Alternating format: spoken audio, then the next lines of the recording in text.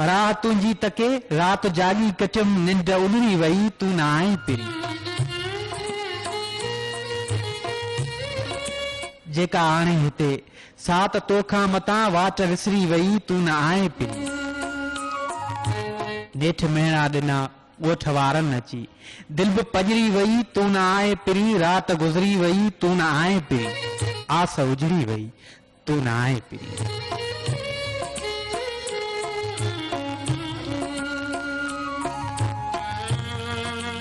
अस्सलाम वालेकुम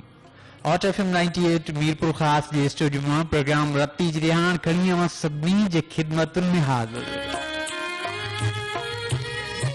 गुलाम कादिर शर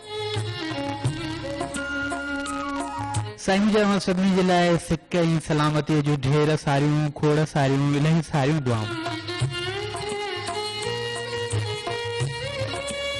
तमाम मान वारा मेहरबान ॿुधंदड़ जंहिं जंहिं माग हुजो जिते जिते बि हुजो जंहिं जंहिं वांगुड़ वस्तीअ में असांजे हिन मुसाफ़िर आवाज़ खे समाप्त फरमाए रहिया हुजो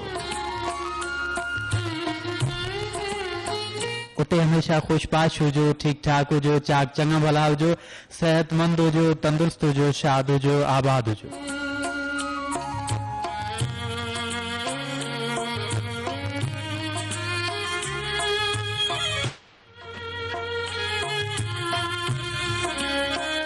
सभिनी रतीअ जी मूं दिल जी धरतीअ ते तो प्रिय जूं यादूं पोखियूं आहिनि जिन मां रुगो गमन जा गऊंच फुटा आहिनि तॾहिं दिल कुझु उहे यादूं सिक जे सर्द हवाऊं डिसंबर जी डिघी राति मां शहर कंदी आहे प्री पाण मिलिया ई विछड़ण लाइ हुआसूं ही जहान विछड़ी वञण जो वाह पंहिंजी पंहिंजी ज़िंदगी में आयो ऐं सभु ख़ुशियूं बुहारे हलियो वियो हा यादि अथमि जॾहिं सिज पंहिंजा समूरा सुंदर सपना हिन धरतीअ ते विखेरिया हुआ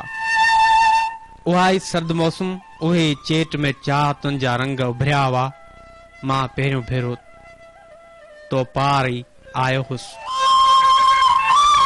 अलाए छो न ॼाणींदे को मुंहिंजो इंतज़ार करण लॻो हो मूं तुंहिंजे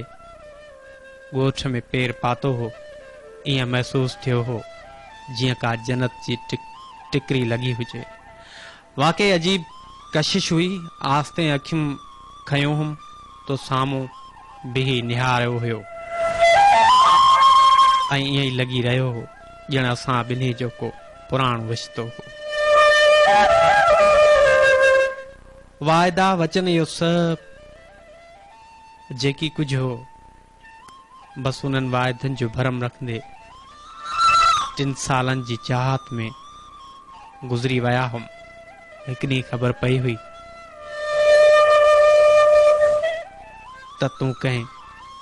अजनबीअ जी नाम थी वियो आहीं हा यादि अथमि कंहिं मोड़ ते पाण मिलिया हुआसीं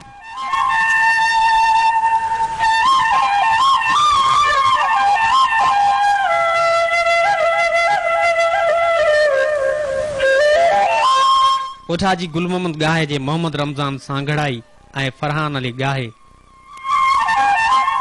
तहरीर मोकली अमीन अरबाब जे किताब मां वरतल आई एम वफा खादिम हुसैन लगारी